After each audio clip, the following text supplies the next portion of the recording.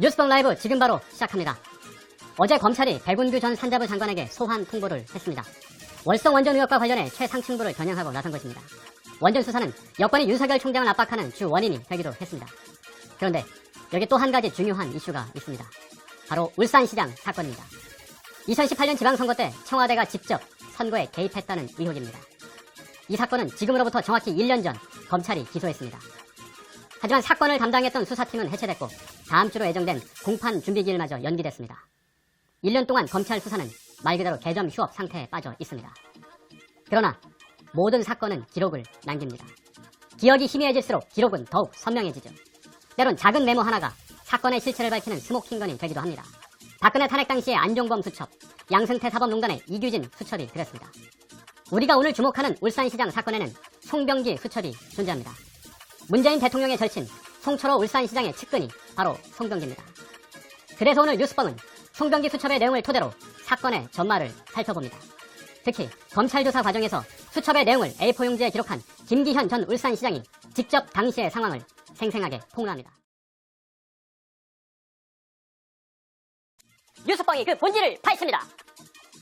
네, 의원님 안녕하십니까. 반갑습니다. 네, 오늘 바쁜 시간 내주셔서 감사드리고요. 사실 울산시장 사건의 가장 직접적인 피해자이신데 검찰이 기소를 한 지가 이제 다음 주면은 꼭 1년이 됩니다.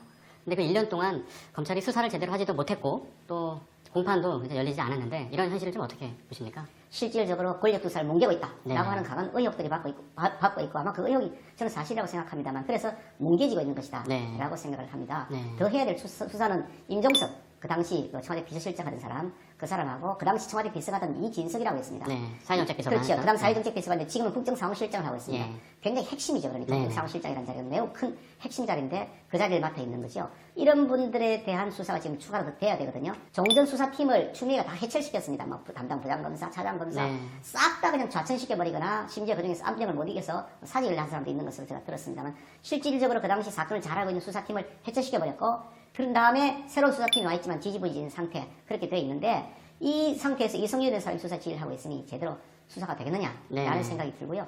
그 실질적으로 핵심 권력이죠. 임종석 비서실장을 수사를 하게 되면 그 다음 수사는 누굴 해야 될지 뻔히 보이잖아요. 네네. 누구를 해야 됩니까? 다 아시잖아요. 네. 임종석 비서실장을 움직일 수 있는 사람이 누군지 네. 뭐 청와대 지금 뭐 8개 무슨가 같이 쫙 움직였다는 거거든요. 네. 그런데 그게 뭐 어느 한 비서관이나 수석 비서관이 지시해서 그게 될 일이 아니잖아요. 네네. 불가능한 일이거든요. 네. 그러니까 누군가가 시켰을 사람은 뻔하다 이거죠.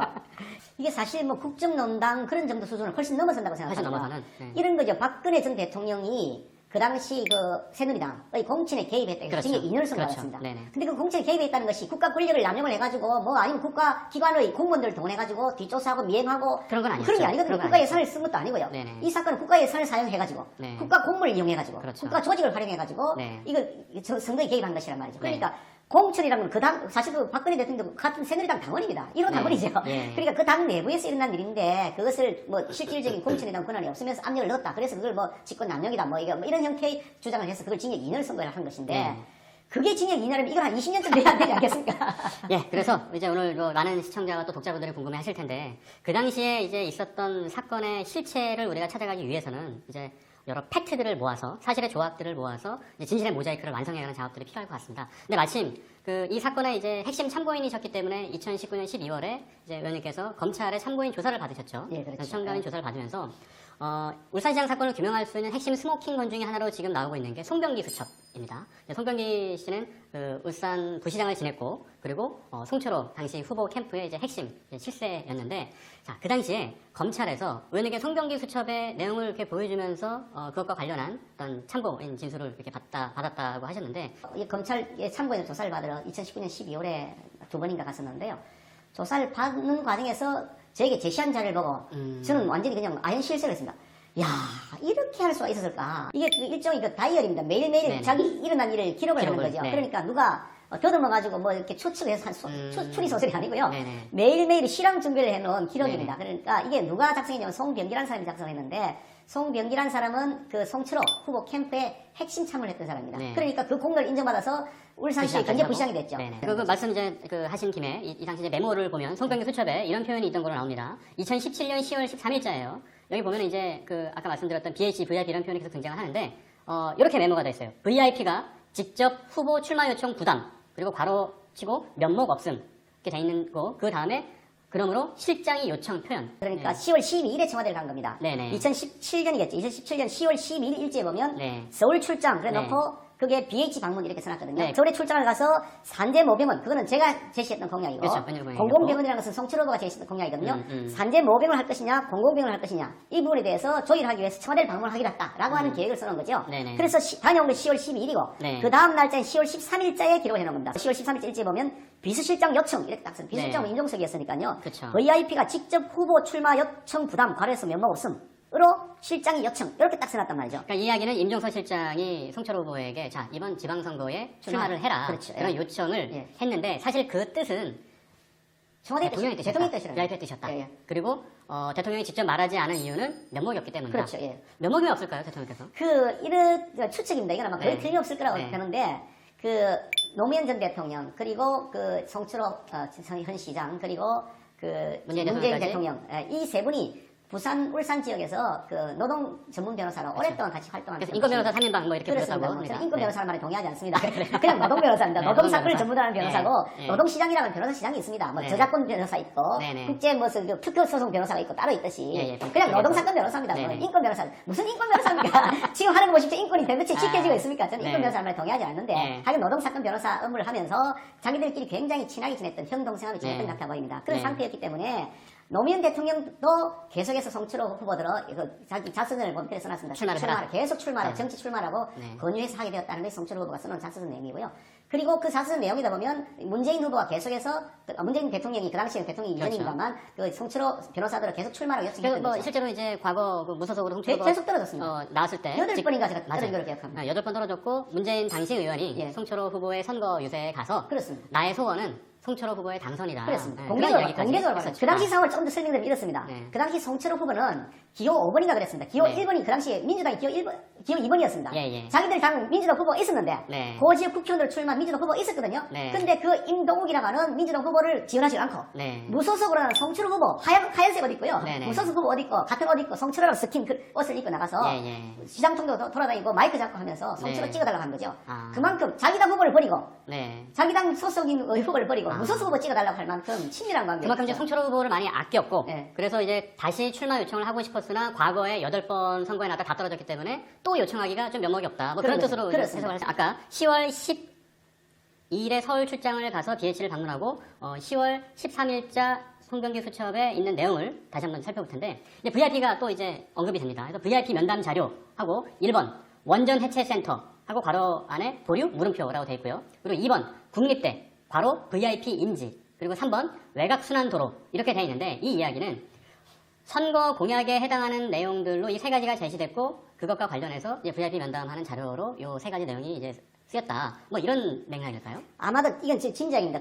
이렇게만 이거보다 좀 더 상세하게 기록되어 있는 것을 제가 요지만 메모를 한 것인데요. 네. 그 당시 상세하게 내용 봐도 정확한 내용이 요 키워드만 적혀 있었는데 진작에 하면 이렇습니다. 제 판단으로는 청와대를 방문해서 임종실장하고 만나서 얘기를 했고 그래서 임종실장이 대통령 뜻이라고 하면서 출마해달라. 대통령이 출마하니까 또 떨어질 것 같으니까 네네. 잘 체면이 말이 아니다. 그래서 그렇죠. 면목 없어서 당신은 직접 말은 못하지만 음. 뜻은 그렇다더라 라고 전했을 것이라고 보이죠. 네. 그러면 실제로 대통령하고 송철호 후보가 송철호 변호사가 실제로 두 사람이 만났을 가능성을 충분히 예측할 수가 있죠. 네네. 그건 확인할 수가 없습니다만 그러니까 여기서 이제 중요한 거는 대통령과 송철호 후보가 직접 만났는지는 우리가 확인할 수는 없습니다. 네. 하지만 이제 정확한 팩트는 있어요. 뭐냐면 이 3번에 있는 외곽순환도로라는 것이 이제 울산시의 외곽순환도로를 건설하는 그런 사업인데 제가 이제 좀 찾아보니까 이 외곽순환도로 사업이 이제 계속 이제 추진을 시도는 했으나 이제 정부에서 이제 그 예비타당성 조사라 그러나요? 거기에 이제 통과를 못해서 이제 추진이 안 됐었는데 이게 2019년 1월에 기획재정부의 예비타당성 조사 면제 사업에 포함이 돼가지고 이 사업이 이제 국비 지원을 받게 되는 예. 거면 이 외곽순환도로가 이날 메모에 있었던 것은 팩트고 예. 그리고 이것이 송철호 시장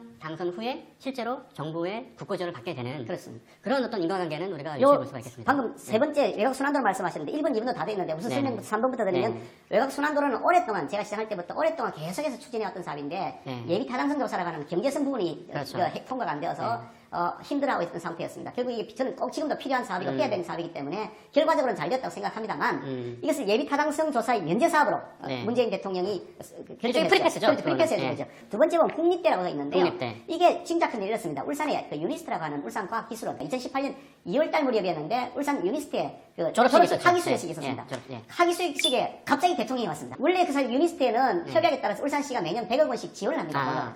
그래서 예산에서 100억 원씩 매년 지원을 해왔던 그 실질적으로 국립대학이지만 어쩌면 시립대학의 성격도 같이 가지고 있는 그런 대학이에요. 시가 지분권자인 거죠. 그리고 실제로 굉장히 애지중지를 하고 있고 따라서 가서 축사도 하고 표창장도 전달하고 이렇게 하는데 2018년 선거를 앞둔 그 직전에 학위수여식이 2월달에 학위수여식이고 6월에 지방선거 2월이었던 걸로 제가 기억납니다. 그러면 이제 불과 4개월밖에 안 남은 상황에 그렇습니다. 대통령이 갑자기 갑자기 오라고 그랬습니다. 하니 그러면은 이제 송철호 후보 입장에서는 좀 어깨에 좀 더 힘이 들어갈 수 있는 아마 와달라고 부탁을 했겠죠. 그러고 나서 뭐 유니스트에 대통령이 한 번도 오신 적도 없고 유니스트 성격의 대학에 대통령께서 학위수여식 가신 적도 없습니다. 대통령이 내려왔고 이제 현역 지자체장이셨는데 와서 뭐 면담이나 뭐 환소도 잠깐 나누셨겠습니다. 이왕 온 김에. 사실 그 대통령이 지방으로 오면 지방의 수장을 행정수장이 맡은 입장에서는 당연히 영접도 하고 그리고 차를 한잔 대접하면서 지역 현안도 설명하는 그 당연한 도리고 브리핑도 좀 하시고. 그 어찌 보면 의무이기도 합니다. 시장으로서. 그렇죠. 근데 대통령께서 오신다고 해서 그래서 그러면 기왕에 오시면 좋다. 그 대신에 오신 거에 우리 지역 애로사항들 건의사항 할 수 있는 시간을 달라 했더니 안 된다는 거고 그럴 시간 없답니다. 그리고 그러면 좋습니다. 정의 그러시면 대통령께서 도착하는 때 자동차 도착하는 곳에 문 앞에서 기다리면서 잠시 식장으로 걸어갈 때라도 말씀드릴 수 있는 차에 시간을 내려서 달라. 행사장까지 걸어가는 지역 동안 현안을 말씀드리고 그렇게 요청을 했는데 그것도 다시 전달이 안 된다는 거고 그러면 환송을 하겠습니다. 가실 때 그 잠시 그런 식당에서 걸어 나가실 때 환송이라도 하면서 말씀을 드릴 수 있는 시간을 주시면 좋겠습니다라고 전달을 했는데 그것도 노라고 답변이 왔습니다. 그럼 제가 하는 건 뭐냐 하니까 단상에서 기다려 박수 치는 게 제가 하는 일이랍니다. 그래서 단상에서 박수 쳤습니다. 그게 제 일입니다. 그러면 이제 이게 그날 일어났던 일입니다. 그러니까 이게 VIP 면담 자료라고 했던 거 대통령이 만나서 이런 건의사항을 하겠다 했던 것들이 실제로 나중에 다 실천된 것들을 보면 이게 그냥 단순히 허공에 있는 그 허구의 소설이 아니다라는 거죠. 송병기 수첩에 있는 내용을 메모하신 걸 보면 뭐라고 쓰여 있냐면 산제모하고 화살표 한 다음에 좌초되면 좋음이라고 써 있습니다. 자, 산제모 좌초되면 좋음. 이 뜻은 그 김기현 시장님의 핵심 공약이 이제 뭐 폐기됐으면 좋겠다. 뭐 이런 의미겠죠. 저는 이 부분을 정말 충격받았습니다. 거기다 좌초라고 써놨더라고요. 좌초. 영어가 좌초 써놓은 거고 제가 동그라미까지 써놨습니다. 빨간. 야, 어떻게 이럴 수가 있을까. 송철호 후보 측에서 산재모병원을 안 한다. 그 대신 공공영병원, 혁신형 공공병원을 한다. 이렇게 이름을 다른 이름을 걸고 나왔습니다.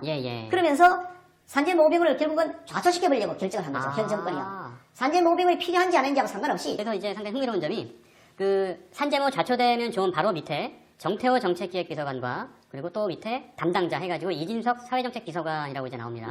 자, 그럼 이 정태호 비서관과 이진석 비서관은 이 산재모병원과 관련해서 뭐 어떤 연관이 있는 사람들인가요? 요 당시 그 했던 자리가 어디냐 서울에 있는 지역균형발전 대통령 직속입니다. 대통령 직속의 지역균형발전위원회 회의에서 나왔던 얘기인데 그 자리에 정태호 정책기획비서관이 참석했던 것 같습니다. 자, 그럼 먼저 요거부터 짚고 넘어가죠. 지역균형발전이라는 게 이게 대통령 직속 기구라면 그렇습니다.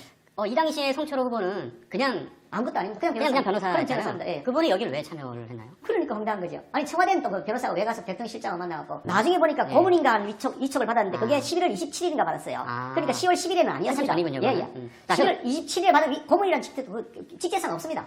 없는 직제 없는 걸 만들어 놓은 보면 아마도 이게 혹시 문제가 될까 싶어서 막 자리를 만들어 놓은 것이 아닌가 그런 생각이 들죠. 자, 그래서 요 이제 지역균형발전위에 이제 정태호 비서관과 이진석 비서관은 어떻게? 그러니까 정태호 비서관 참석했던 것 같고 참석한 이유가 아마도 자기 비서관 소관 업무 같습니다. 정책이기 때문에. 그래서 그게 산재모병원 논의를 했던 것 같고 있고 이걸 전체로 합리적으로 우리 해석을 해보면 정태호 비서관이 지금 참고로 민주당 국회의원하고 있습니다. 그러니까 정태호 비서관이 이진석이 만나도록 조선해줄 것으로 보이고 그리고 이진석 비서관하고 송철호 그 당시 변호사하고 만나가지고 공약에 관한 얘기를 했다.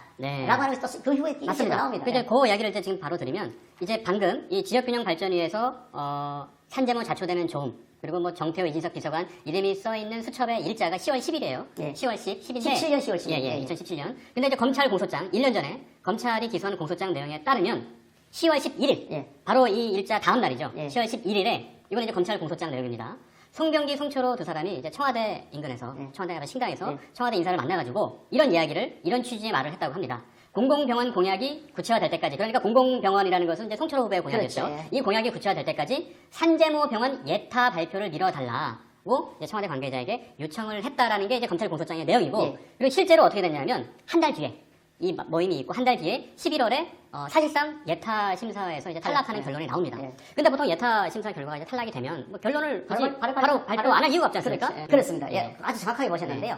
그때 이제 자기들이 왜 그때 예타 결과 발표를 미뤄달라 했냐면 그 혁신형 공공병원의 계획이 안 세워져 있었습니다. 그 측에서 말은 혁신형 공공병원을 해놨는데 그 내용이 없던 거고요. 내용이 없는 거죠. 규모를 어떻게 할지, 그 특화된 사항은 뭐로 할지, 예산은 어떻게 할지 이런 부분에 대한 계획이 안 세워져 있는 상태에서 탈락만 해버리면 자기들이 치고 나갈 수 있는 대안이 없으니까. 대안이 없으니까 네네. 밀어달라고 한 것 같고, 그리고 선거 임박한 시점에 탈락시킨 다음에 자기들이 그걸 제시하겠다 그렇게 얘기했는데, 실제로 출마할 때 네. 자기들이 그 출마 선언을 할 때, 송철 후보가 출마 선언을 할 때 혁신형 공개병을 이걸 굉장히 강조하는 형태로 하라고 자기들 일정에도 나와 있습니다. 네네. 대선 공약에서 혁신형 공개병을 강조해야 된다. 예, 그게 라고 이제 하는 얘기가 2018년 1월 23일 맞습니다. 일인데, 맞습니다. 예. 자, 그 대선 공약 중에 이제 전체를 언급을 했고, 그중에 혁신 공공에서 요거 정확하게 이제 표기가 돼 있습니다. 그 다음에 써 있는 거는 이제 뭔가요? 요게 예. 2018년 3월 31일입니다. 그러니까 BH 회의를 보니까 청와대 간 것 예, 같아요. 그 다음 그 메모죠. 그렇죠. 예. 예. 이진석 비서관 청와대 회의 이런 거 보면 송철호 후보가 청와대를 가서 이진석 비서관을 만난 겁니다. 사회정책 비서관, 네네. 사회보병 담당인데, 거기에 보니까 사업비 해놓고 뭐 네.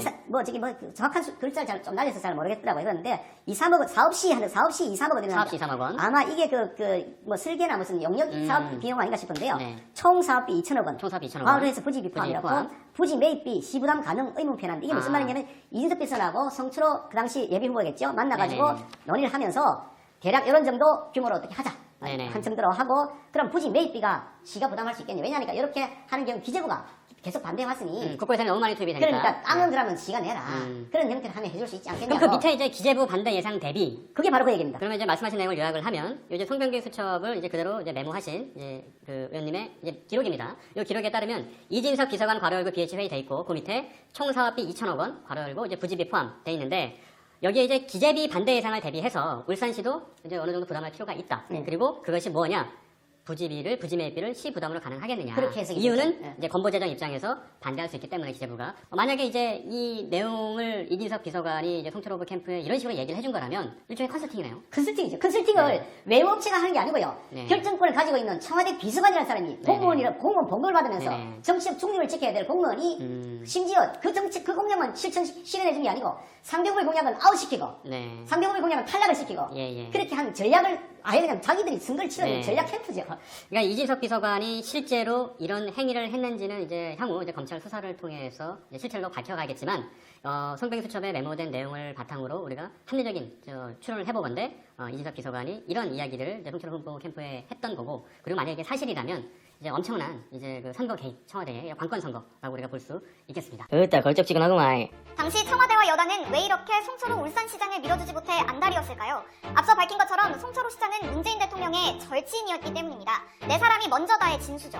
2014년 울산 국회의원 보궐선거 때 문재인 당시 민주당 의원은 자기 당 후보도 아닌 무소속 후보인 송철호 시장의 지원 유세를 함께했습니다. 당시 문 의원은 우리 송철호 후보와 노무현 대통령님, 그리고 저는 평생의 동지라거나 제 소원은 우리 송철호 후보의 당선을 보는 것이라고까지 했습니다. 이처럼 대통령의 소원을 이루기 위해 청와대와 경찰이 조직적으로 움직인 건데요. 하지만 송철호 후보는 앞선 선거에서 8번이나 떨어졌고 당적을 자주 바꿔 경선으론 통과가 어렵다고 판단했습니다. 그 결과 청와대가 선거 공약을 함께 모의하는 것은 물론 당내 경쟁자까지 정리하려고 했죠. 그때의 정황도 송병기 수첩에 자세히 묘사돼 있습니다.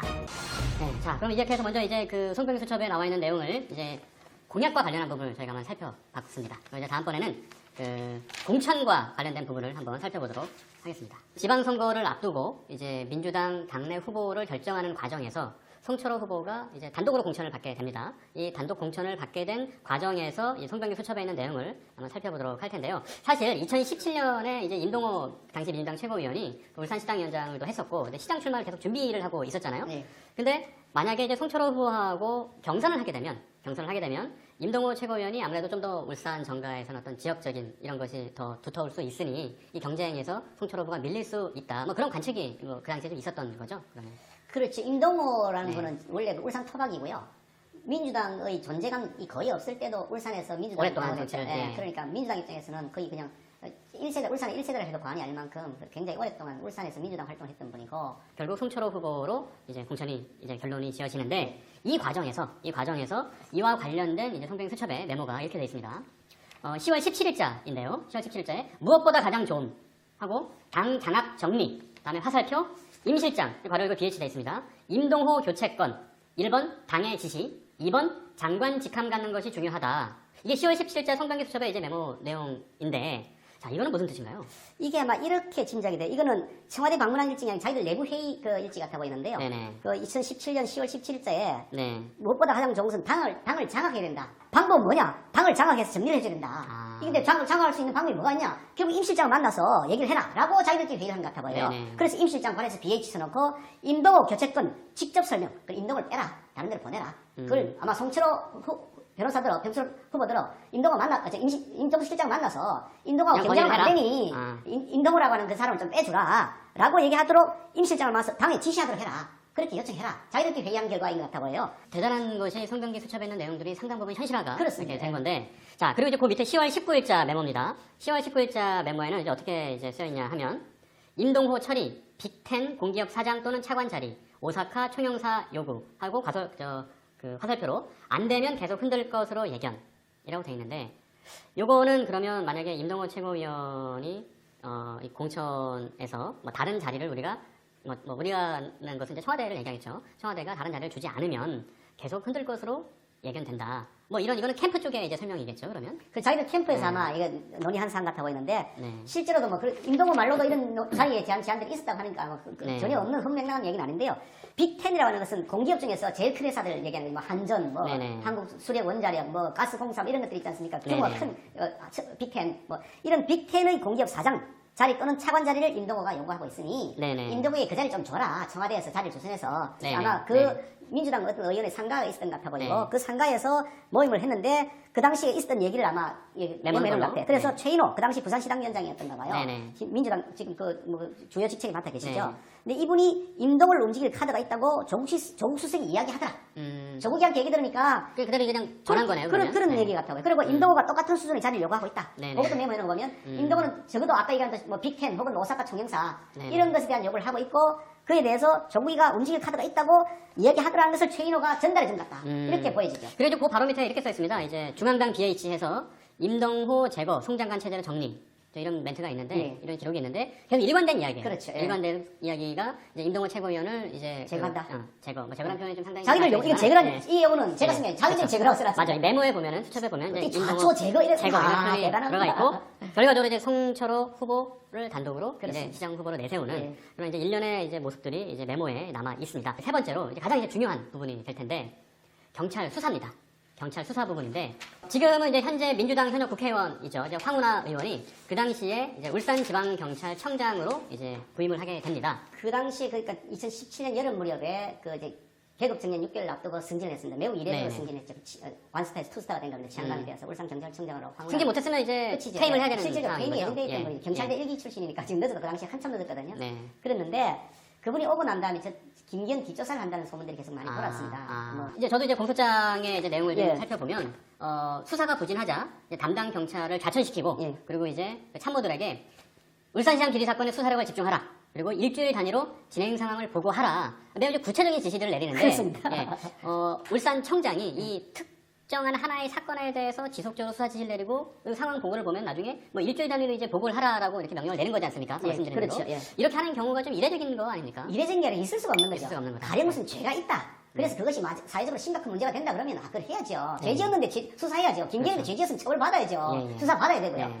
근데 자기들이 1년 내내 뒤진 다음에 네. 김기현에게 아무런 죄도 발견을 못 했지 않습니까? 네네. 송병기가 이 당시 울산시장 비위와 관련된 정보를 제공을 하고 그리고 또 청와대에 문모 행정관이 등장하지 않습니까? 예, 그 기소가 되어 있을 예, 겁니다. 예. 기소된 문모 행정관이 그러면은 그 울산시장 비위 사실을 좀 더 자세히 내봐라 이렇게 소통한 흔적도 나오고 예. 문모 행정관이 보고서를 만들어서 예. 자기 상관한테 예. 이거 이제 또 보고를 올리지 백운호 않습니까? 비서관이. 그렇죠. 그게 이제 그 백운호 비서관이 예. 되는 건데 그게 이제 당시 이제 민정비서관이 민정비서관이었단 백운호. 말이에요. 근데 보통 이제 민정비서관실 하면 우리가 그 대통령의 친인척이나 아니면은 이제 고위, 진짜 저 청문회를 예. 하는 장관급이나 예. 이런 분들에 대해서 이제 그 인사검증을 하거나 이런 게 보통 우리가 알고 있는 민정비서관실의 임무인데 청와대 민정수석 비서관이 있고요. 그 당시 네. 조국이었죠. 네. 조국 밑에 비서관이 둘이 있는데 하나가 민정비서관 백운우, 네. 하나가 반부패 비서관 박형철. 네. 근데 박형철이라는 사람은 검찰 출신입니다. 네네. 근데 그러니까 우선 지방자치단체, 선출직 지방자치단체장은 민정비서관이나 반부패 비서관 소관이 아닙니다. 네네. 그것은 청와대가 개입하면 안 되는, 청와대가 개입하는 건 뭐냐? 임명직. 대통령이 임명하는 임명직 공무원들이 부패나 비리에 대해서 개입하는 것이지. 그렇죠. 대통령이 임명권도 없고 선출직인 대해서 뒷조사하면 그게 바로 사찰이 되는 겁니다. 여기서 이제 또 상당히 또 흥미로운 사건이 발생하는데 청와대 고래고기 해명입니다. 그거 한다니. 고래고기 사건 해명인데 이게 이제 내용이 뭐냐면 이 민정실에서 울산경찰청을 이제 당시에 방문을 합니다. 그죠? 울산경찰청에 방문을 했는데 이것에 대한 이제 의혹이 일어나는 겁니다. 이게 청와대와 울산경찰청 간에 이제 울산시장 사건을 둘러싼 어떤 연결고리가 있는 거 아니냐라고 이제 지적을 하니 당시 청와대에서의 해명은 아마 노영민 전 실장도 직접 해명을 했던 걸로 알고 있는데 고래고기 사건 때문에 갔다라고 하는데 청와대에서 고래고기 사건 때문에 굳이 울산까지 방문할 이유가 있을까요? 아니 고래고기가 그만큼 중요한 거야. 아니 청와대에서 고래고기를 드시고 싶었나 봐요. 고래고기가 사오려고 하셨나 봐요. 기가 막힌 일이지. 아니 고래고기 사건 가지고 논란이 됐으면 올라오라 그래가지고 얘기하면 되는 거지 왜 가나요? 이런 근데, 거 이게 상황을 보면 이런 거예요.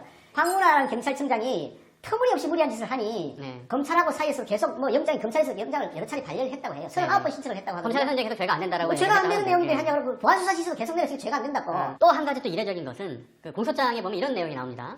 청와대가 경찰의 수사 상황을 지방선거 전에 18번 그리고 선거 후에 3번이나 이제 보고를 받은 걸로 나오는데 심지어 3월 16일에 울산시청을 압수수색을 하지 않습니까? 예. 근데 압수수색 당일에 압수수색을 한 것도 아니고 압수수색 예정인 사실까지 청와대에 보고한 걸로 예. 공소장에 나옵니다. 예, 그렇습니다. 심지어 압수수색 예정 물품, 뭐 어떤 거를 압수수색할 건지까지 사전에 보고한 걸로 나오는데 이런 거는 상당히 기밀사항 아닌가요? 압수수색을 하는 데 아마 있어서? 그 청와대가 그 경찰청장을 겸직했겠죠. 뭐. 아, 경찰청장, 검찰총장을 아마 청와대가 겸직했나 봐요. 네. 이거는 법적으로도 가능하지 않지만 있을 수도 없는 일입니다. 네네. 청와대가 수사상을 어떻게 보고를 받습니까? 말이 안 되죠. 아니 그 엄정하게 중립을 지켜야 되는 것이죠. 거기다가 방송을 내놓고 압수수색하는 장면을 실시간으로 다 내버렸어요. 전국 방송에 내버렸습니다. 울산 방송뿐이 아니라요. 네네. 그날만 내버리는 게 아니고 그 다음부터 거의 매일 실시간으로 울산 경찰청에서 뭘 조사한다, 누굴 소환한다. 거의 매일 실시간으로 특정 언론사를 통해서 계속 보도가 나갔습니다. 아니 무슨 제재를 버텨내겠습니까 이게? 그래서 이제 결과적으로는 이제 지방선거에서 이제 낙선을 하시게 됐고 그 이후에 이제 지방선거가 끝났는데 여기서 또 흥미로운 점은 검찰에서 계속 그러면 경찰이 수사한 내용을 좀 더 보완을 해라라고 아까 말씀하셨던 것처럼 검찰이 경찰에 이제 수사 지시를 합니다. 수사 지시를 해서 이제 보완 수사를 계속 얘기를 하는데 경찰에서는 그거에 대해서 이제 묵묵부답이었다. 네. 그리고 이제 이 공소장에는 그렇게 써 있습니다. 공소장에 보면 검찰에서 증거 불충분하니까 계속 지시를 했는데 이제 경찰이 더 이상 뭐 적극적으로 하지 않았다라고 하고 결과적으로 그 해당 사건들 그 당시에 김기현 시장님을 비롯한 주변의 인물들 한 70여 명을 모두 저인망 수사를 하듯이 했지만 사건은 결국 이제 무혐의로 처리가 난 거 아닙니까? 그렇죠. 무혐의 처리가 났었고 또 여기서 한 가지 의미 있는 것은 이 사건을 이제 수사했던 울산지검에서 2019년도에 제가 기억하기에 2019년 3월에 기억하는데 지방선거가 끝나고 거의 한 1년 가까이 지나서 이제 불기소 결정문을 썼습니다. 예. 이제 검찰이 이제 수사를 해보고 이것이 이제 혐의가 입증이 된다 해서 이제 공판으로 들어가는 거면 이제 기소를 하는 것이고 그게 아니다 이건 뭐 범죄가 안 된다라고 하면 이제 불기소를 하게 되는데 그 당시에 이례적으로 검찰이 불기소 결정문을 95쪽이나 되는 방대한 분량을 이제 남겼거든요. 그래서 제가 이제 얼마 전에 이 당시 울산지검장을 지냈던 송인택 전 지검장과 이제 통화를 했습니다. 그래서 왜 이렇게 95쪽이나 되는 방대한 양의 불기소 결정문을 남겼느냐 했더니 송인택 전 지검장의 말은 이렇습니다.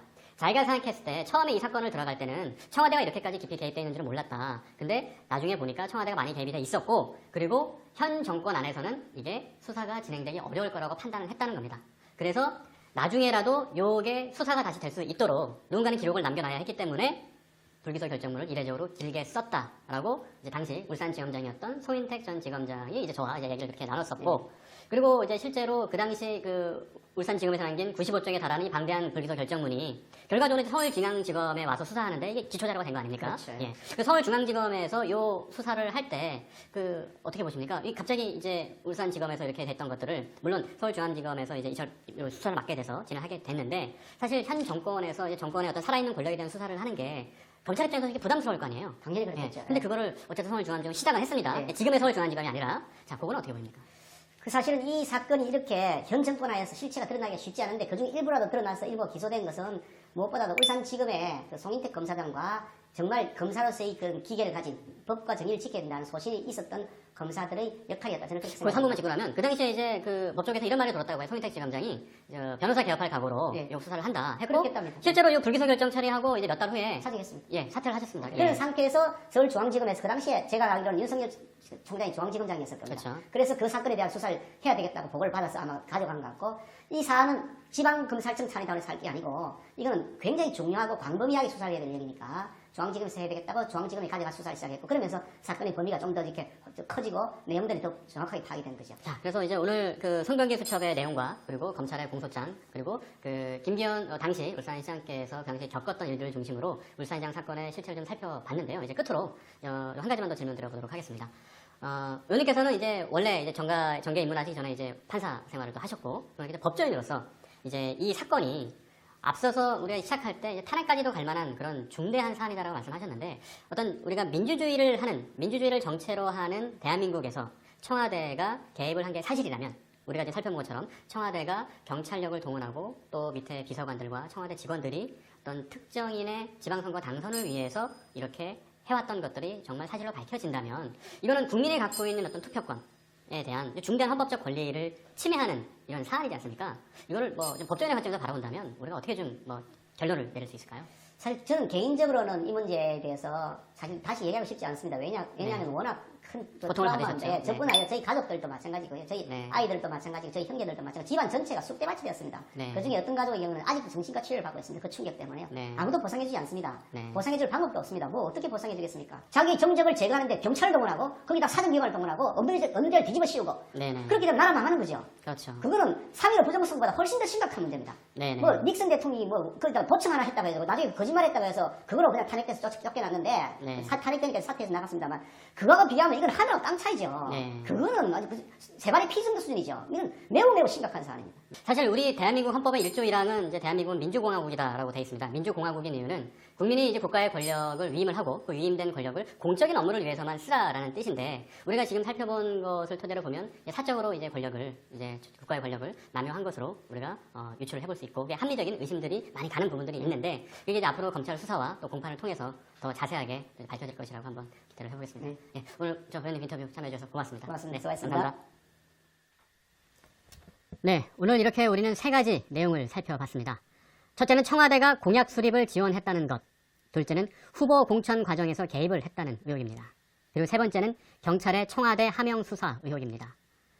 이런 구체적인 사례들이 모두 사실이라 하더라도 곧바로 범죄가 되는 것은 아닙니다. 언론은 사실에 입각한 보도를 해야 하고 그러기 위해선 충분한 반론을 보장해야 합니다. 그래서 우리는 송병기 수첩에 기재된 내용과 검찰 공소장에서 제기된 의혹을 확인하기 위해 임종석 전 비서실장에게 수차례 연락을 취했습니다.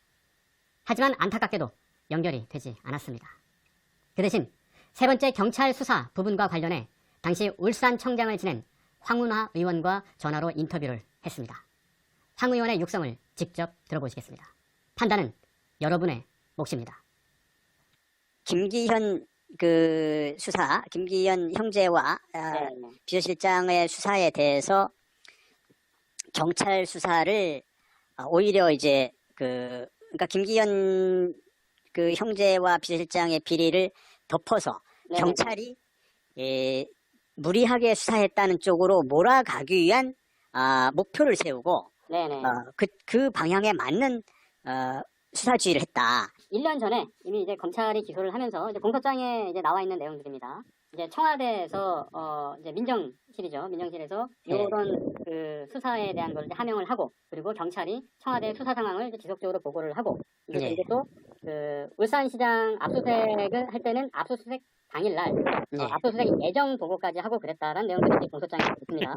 공소장에 나와 있다고 해서 모두 사실은 아니고 이제 일종의 혐의고 의혹을 이렇게 받고 계시는 건데 제 설명을 물론 제 설명을 검증하세요. 검증해서 최대한 검증해서 맞는 얘기인지 검증을 하시고 일방적으로 검찰 얘기만 쓰는 그런 것 좀 그렇게 하시지 말고 균형되게 우선 전체적으로 공소장의 내용 중에 저는 한마디로 얘기하면 허위 공문서를 작성한 수준이다 이렇게 봅니다. 검찰이. 공소장이 허위 공문서를 작성한다.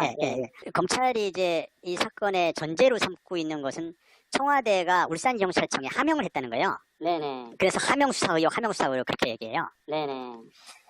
아마 그 수사 기록을 안 보셔서 그랬지만 울산 검찰이 7만 페이지나 되는 수사 기록을 법원에 제출했는데 그 기록 어디에도 울산경찰청 수사관 누구에게도 그 당시에 청와대가 이른바 첩보를 보냈다고 하는 그것이 청와대에서 온 첩보라는 걸 알았다는 사람인, 그러니까 검찰이 계속 추궁을 하는데 아무도 그런 사실은 우리는 전혀 몰랐다라고 다 얘기하고 있어요. 네네. 그래서 이제 재작년이죠, 이제.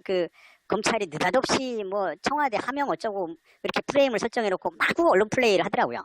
한심한 생각이 들더라고요. 그래서 저 사람 저러다 말겠지 했는데 기어이 그쪽으로 이 시나리오를 써놓은 다음에 억지로 꽤 맞춰가지고 이 소설 쓰듯이 계속 얘기하더라고요. 근데 그때 이제 그런 얘기를 해서 당시 이제 이 수사를 담당했던 수사 책임자였던 울산경찰청 진우수사단장에게 제가 전화를 했어요. 아니 그 청와대 첩보였으면 나한테 얘기를 하지 왜 얘기를 안 했냐고. 그러니까 그 진우수사대장이 저도 몰랐습니다. 알았으면 청장님께 보고했겠죠. 경찰청이 그 첩보를 받는 출처는 청와대일 수도 있고 검찰일 수도 있고 국민권익위원회일 수도 있고 구세청일 수도 있고 감사원일 수도 있고 여러 정보기관일 수 있어요. 네네. 너무 당연한 겁니다. 네. 청와대가 경찰청에 해당되는 경찰청으로 보낼 첩보를 보내는 것은 청와대의 지극히 일상적인 일이에요. 네. 청와대가 지금 어떻게 하는지 모르겠지만 검찰로 숱하게 사건을 보냈어요. 네. 검찰에. 네네. 그래서 청와대가 그 청와대 민정이라는 데는 이 전국에서 뭐 신문고니 뭐 이렇게 별의별 진정 탄원 이런 것들이 청와대 민정으로 당연히 많이 모이겠죠. 예, 예. 그걸 해당 기관에 보내는 거는 당연한 일 아닙니까? 그런데 통상적인 일이긴 하지만 네. 울산경찰청 그 첩보가 경찰청에서 온 걸로만 알았고 네. 그 경찰청이 그 첩보를 청와대로부터 받는 거는 전혀 모르고 있었어요. 네. 전혀 모르고 있었다는 거예요. 네. 그래서 그러기 때문에 뭐 민정으로 보고를 어쩌고 저쩌고 하는데 네. 민정으로 경찰청에서 보고를 했는지 안 했는지 그건 울산경찰청은 전혀 모릅니다. 네네. 울산경찰청은 경찰청에만 보고하는 거예요. 네네. 경찰청에서 청와대에 이렇게 수시로 보고를 했던 일들은 예. 그거는 좀 약간 이례적인 거 아닌가요? 일상적인 일입니다. 예. 아, 경찰청과 청와대가? 예, 경찰청에서 그 민정에 어떻게 보고를 했는지 저는 모르지만 예. 경찰청 업무 시스템으로 일상적인 일입니다. 아. 예, 그건 아주 지극히 일상적인 일이에요. 그러면 혹시 거기에 뭐 압수수색 결과가 아니라 압수수색 예정인 사실도 이렇게 보고를 하기도 하나요? 경찰청이 청와대에? 예정이든 뭐 그거는 그 짐작해 볼 때는 검찰이 거짓말한 것 같아요. 그런 보고는 없지 않았나 생각이 들어요. 예, 네네. 왜냐하면 내 기억에 네. 울산 경찰청에서 네네. 울산시청을 압수수색을 할 때 3월 16일이었죠? 예, 압수수색을 보고 안 했다고 경찰청한테 엄청나게 깨졌었거든요. 아, 그러니까 네. 오히려 거꾸로 네. 이제 압수수색 예정을 보고 예정을 보고 안 했다고? 울산시청 압수수색 보고를 왜 안 했냐? 예, 이런 보고를 안 왜냐면 했냐? 예, 왜냐하면 그때 한나라당 이제 뭐 그 당일은 모르겠는데 그 당 그 의원들이 경찰청에 쫓아가서 항의를 했어요. 네네. 그때 경찰청이 모르고 있어가지고 네, 네네. 그래서 왜 보고 안 했냐고 막 난리쳤고 네. 그때 울산청 수사과장인가 누가 그랬어요. 압수수색 사안이어가지고 네. 그거 미리 보고하면은 예. 좀 적절하지 않을 것 같아서 안 그렇죠. 했다고. 미리 하는 거는 좀 부적절하죠. 예, 그래서 안 했다라고 제가 그렇게 네. 얘기 들었거든요. 자, 여러분 어떻게 보셨습니까? 생방송 동안 많은 분들이 채팅창에 글을 남겨주셨습니다. 그중에서 몇 가지만 소개해드리도록 하겠습니다. 먼저 안경환 님께서는 유니스트 학위 수여식에 대통령이 무엇 때문에 왜 왔을까요? 라는 질문을 남겨주셨습니다. 이 당시 정황을 좀 말씀드리면 2018년 유니스트 학위 수여식 때 대통령이 직접 학교를 방문했습니다. 그리고 김기현 시장은 매년 유니스트에서 이제 축사를 해왔는데 대통령이 온다고 해서 이제 하지 못했죠.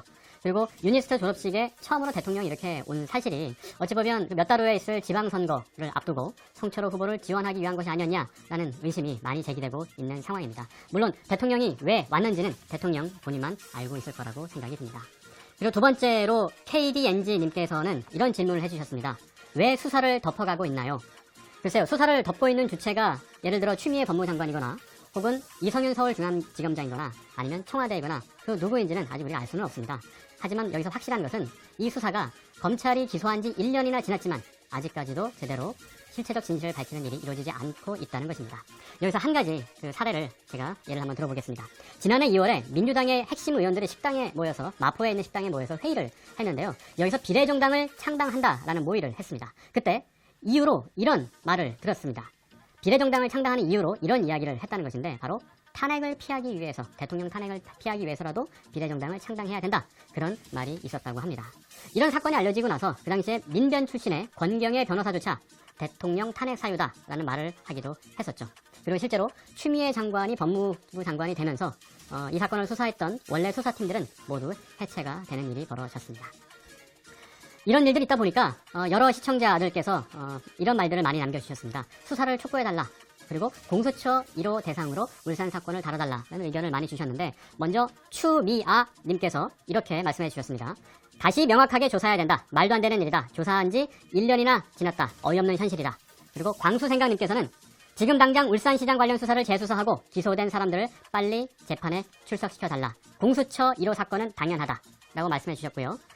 그리고 김장호님께서는 공수처 1호 사건으로 하명수사 사건 하면 되겠다는 말씀을 주셨습니다. 그 외에도 여러분들이 많은 글을 남겨주셨는데요. 저희가 시간 관계상 몇 가지만 추려서 살펴보고 넘어가도록 하겠습니다. 기타 의견으로 최원석님께서는 황운하 의원과 저를 좀 맞대면 시켜달라는 말씀을 해주셨고요. 공주분홍님은 울산 시민들이 울고 있다고 얘기해 주셨습니다. 그리고 황미경님께서는 민주주의의 근간은 선거입니다. 부정선거는 민주주의 파괴와 법치 파괴입니다. 라는 글을 남겨주셨고 그리고 끝으로 소개해드릴 이라라님께서는 이게 나라입니까? 라는 물음을 던져주셨습니다. 자, 오늘 이렇게 해서 뉴스방 라이브에서는 김기현 전 시장과의 인터뷰 VCR을 여러분께 보내드렸고 또 그와 관련한 또 여러 시청자들의 의견도 소개해드렸습니다. 사실 2019년 3월에 김기현 전 시장 관련 사건을 수사했던 울산지검은 95쪽이나 되는 불기소 결정문을 남겼습니다. 바로 이 문건인데요.